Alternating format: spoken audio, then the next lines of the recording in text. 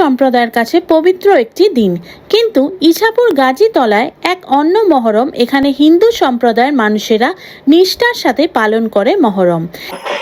এই মহরমটা আমরা ছোট থেকে দেখে আসছি। আজ থেকে ধরুন না প্রায় 50 বছর, আমার 55 বছর বয়স হয়ে গেল, তার আগে থেকে এই মহরমটা এখানে হচ্ছে। এবার এইখানে একজন ছিল, সে নাম ছিল বীরবল খালিফা, সে এখানকার মহরমটা পুরো চালাতো। এবার এই জিনিসটা হচ্ছে অ্যাকচুয়ালি এটা ব্যারাকপুর থেকে ওনাকে দান করে গেছিলো চালাবার জন্য, এখানে যেহেতু মহরমটা হতো। তারপরে সেই জিনিসটা উনি চালিয়ে গেছে।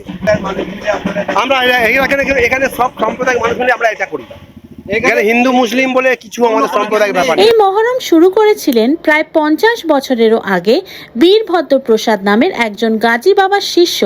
তার বংশ পরম্পরায় মহরম পালিত হয়। এখনও নিশান তুলে লাঠি খেলে আজও চলছে মহরম। ব্যুরো রিপোর্ট, RG সমাচার।